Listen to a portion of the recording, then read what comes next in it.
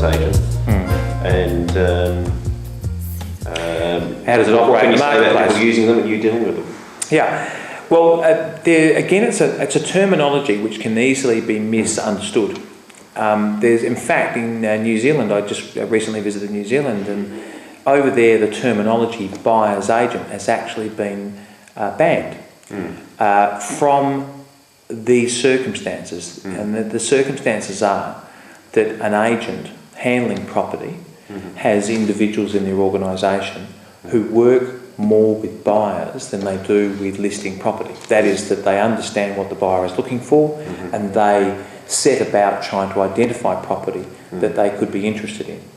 Those properties are the properties listed by that agency or perhaps associated agencies, and they're really, though, not acting for the buyer, they're acting for the seller. And this is why in New Zealand the terminology has been changed, because they're not agents for the buyer, they're agents for the seller.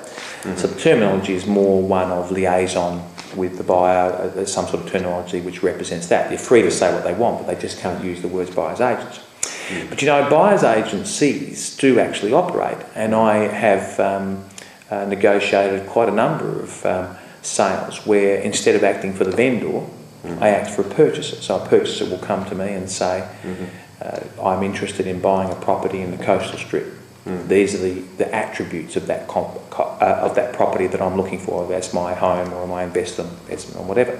I'm having trouble identifying it, so I want to be able to get in and be, purchasing these properties before they hit the market.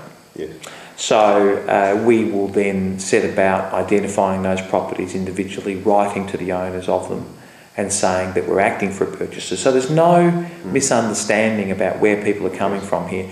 And what that gives the owner of that property an opportunity to do is to make a sale without paying an agent's fee. Because I don't act for them, I act for the purchaser.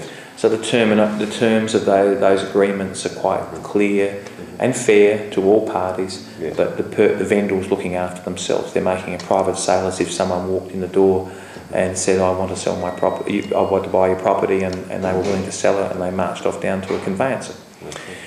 So, yeah, buyer's agents are, in a market which is slower, if you use the common terminology, that is the person who's working on buyers and working with them, but without taking an agency from them, is an increasing aspect of what goes on in the real estate industry in South Australia, but particularly stronger in a market that's slower.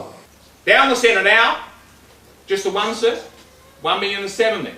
1,000,007 on the right. 1,000,007 on the right hand side with number 12. $1,007,000.